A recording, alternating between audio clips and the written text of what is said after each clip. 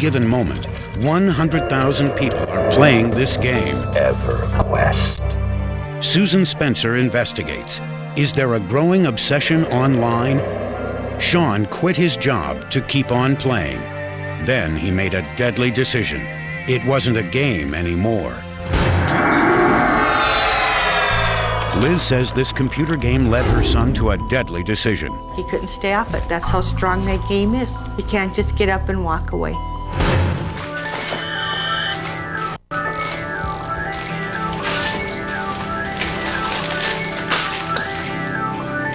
Put a blood pressure cuff here on your arm. It's going to go up about every 5 minutes, all right? By day, 31-year-old Jerry Griffin works as a cardiac catheterization specialist at a Seattle hospital. All right, George, I'm going to hold pressure here for just a couple minutes. Helping save lives. How you feeling?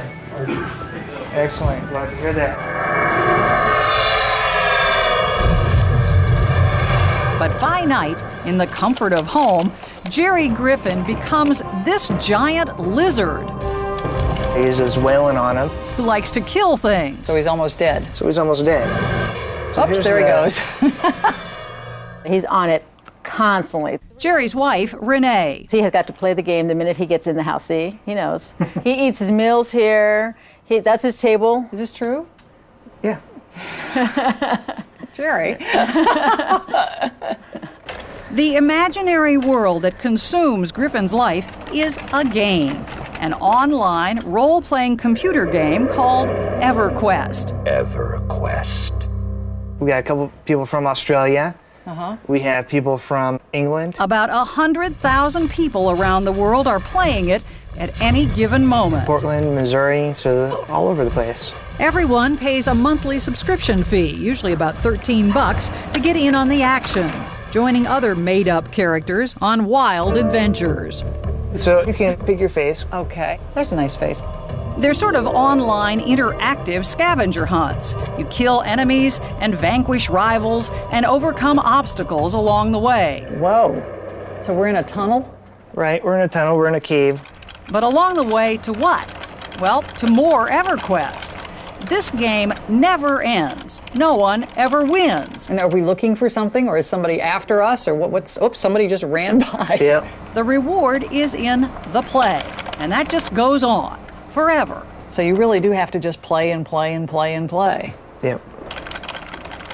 These games didn't even exist a decade ago, but it's projected that in 3 years, more than 100 million people will be playing them. And 1 in 10, researchers say, will have trouble quitting. For some, it can be as hard as giving up an addictive drug. We're taking forever to kill this guy. As the most popular such game ever, EverQuest, its critics say, ought to be called EverCrack. Did you lose ground because we were doing an interview? No, not really. Jerry's so deeply into the game, it's hard to keep his attention, even when you're talking to him. Do you think this is addictive? It can be. Do you think that he is, in a sense, addicted to this game? Oh, yeah, definitely. He's definitely addicted to it. He won't admit it. He is. He can't live without it. Jerry admits to playing at least 20 hours a week. He gets up in the morning and plays before he goes to work. And he's been playing now for almost 3 years. I want my girls to be able to have him as a father, not as a fixture in our house in front of the computer. Are you at all a little ashamed of this, or self-conscious, or chagrined, or anything? I mean, of course. You act like this is sort of out of your control. Sometimes I feel like it is.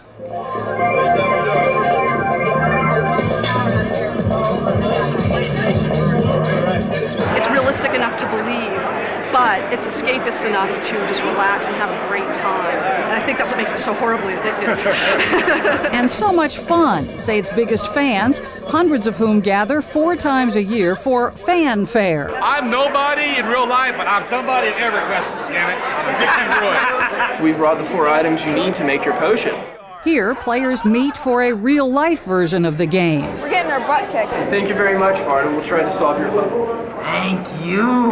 Step forward. They love the game, but they've learned to set limits. Boy, it consumes your life if you're not careful. EverQuest, while being a fantastic experience, is no substitute for living, breathing people. Oh, really? A living, breathing fantasy world live on the internet. That's how the game's maker, Sony Online, promotes it. Arm yourself with a variety of fantastic weapons and magical spells.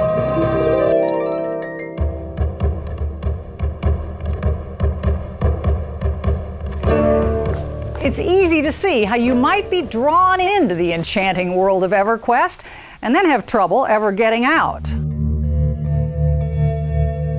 After all, here there are chances for adventure and heroism and romance rarely found in real life. It's all great fun, unless, of course, you start to think that it is real life, or at least a much more interesting place to be than the real world. In the real world, or at least as real as it gets in Beverly Hills, we tracked down Ben Stein. Come in quick, okay? Yeah. Okay. This is Bridget. Hello, Bridget. You know Ben Stein. Hello, I'm Ben Stein. Speechwriter turned comedian. Ben Stein's Monday. He is known for being funny, but he's dead serious about EverQuest. But it's a game, so what? It's a game, but it's a game that's a dangerous game. This one is different. This one is so intoxicating, so seductive. And he says it almost destroyed his 15-year-old son, Tommy. Your father says you were addicted. He uses that word. Mm-hmm. You agree? Yeah. How many hours a day would you play? On the weekends, pretty much all weekend. Weekdays, like an hour or two a night. No, more than that. And has many a time stayed up all night playing this game. It was as if he had a demon living inside him. I mean, it was as if he had some kind of evil spirit living inside him. How did he change? The way they describe drug addicts, he became moody, solitary, except for the computer, and obsessed with it to the extent of that it excluded everything else in his life.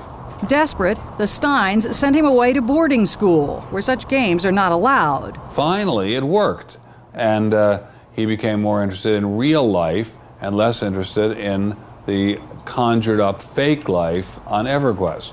I think if Sony really searched their heart about it, they would stop making it. This mother agrees, saying that game drove her son to a deadly decision. And there he was sitting on a chair with the gun. The computer was on and the EverQuest game was on it. That's next.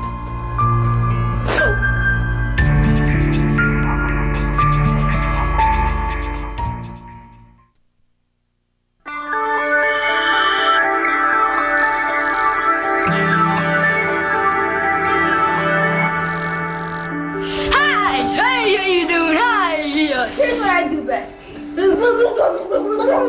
Hi, my name is Sean Woolley. Sean Woolley grew up in rural Wisconsin. Oh, there's Patch. Oh, how are you, Patches? On the surface, a happy-go-lucky kid. He'd like to be very theatrical at whatever he was doing. Hey, you get that on my face. When he had the camera on him, he'd always like to have a face or an expression that was saying, hey, this is me. Johnny, come here. His mother, Liz, was especially proud of his accomplishments. This is his graduation. Typical graduation. 1998, he graduated. It's a big day for him. Because, she says, all his life, Sean had to struggle with learning disabilities and significant emotional problems. This is at his apartment that he moved into. So it was a big deal when last year he got a job and a new apartment. Clean apartment, and we fixed it up nice. You know, we all worked together, and he had it nicely furnished. It's a cute place. Liz did all she could to help him find his way. It wasn't enough. This is where Sean is buried. If it wasn't for my faith, I don't know where I'd be right now. Because this is so hard that you don't want to live after it happens. Last Thanksgiving, 21-year-old Sean Woolley committed suicide. It's about 10 in the morning. And his mother found him at his apartment. I was knocking, he didn't answer. And then I tried the door and it opened. And sure enough, it was still unlocked from the day before. And I knew it then. Here he was sitting in front of that EverQuest game. Police photos tell the story. Sean shot himself at his computer. On the screen, the online computer game EverQuest. He was still on? Yes. It's that damn game. He shot himself because of the game. Liz says she now realizes that he was completely addicted, night and day. He may have had other problems, but she thinks EverQuest pushed him over the edge. He couldn't stay off it. That's how strong that game is. You can't just get up and walk away. At the end, she says, the game became his life. What is all this? These are all the files it takes and his characters to play the game. Her guess is that something terrible happened in the game to a character he called I Love You, a rejection, a betrayal, something that simply crushed him. And he was so upset, and then I was trying to talk to him about it. And I said, well, Sean, you know, those aren't people. They're not real people. Sean was so upset. I mean, he wasn't angry. He was hurt. Sean Woolley's mother firmly believes that something happened in EverQuest that led him to kill himself. Yeah, as a parent, it's one of those. It's a hard thing to kind of comprehend, get your head around. John Smedley, the chief operating officer of Sony Online, is one of the creators of EverQuest. When I spoke with Miss Woolley, I expressed my condolences, and it's really one of those terrible things that happens. I mean, there's just nothing to suggest that EverQuest had any role in How do you know his that? death. Because EverQuest is a game, and I don't see the connection between a form of entertainment and somebody's tragic suicide. Calling EverQuest addictive, he says, is nonsense. It's entertainment. Is a book dangerous? Is a TV show dangerous? I don't think, I think the answer is no. People need to take responsibility and say, hey, this is too much, enough's enough. It's a game. But Liz Woolley thinks it's a dangerous game and addictive by design. I think the way the game is written is that when you first start playing it, it is fun and you make great accomplishments. And then the further you get into it and the higher level you get, the longer you have to stay on it to move onward. And then it isn't fun anymore, but by then you're addicted and you can't leave it. Late last fall, Sean quit his job. He stopped seeing his family. I think that was the beginning of the end, because then he quit cleaning his place. He wouldn't let anybody come in because it was so messy. Since her son's death, Liz Woolley has connected with hundreds of other people who claim EverQuest addictions are ruining their lives. I feel like I've been replaced by EverQuest for several years now. Look at all these. Look at all these.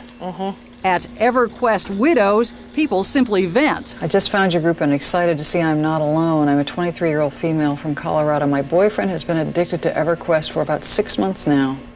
In fact, mental health professionals expect more and more people to struggle with online addiction as the game's popularity continues to grow.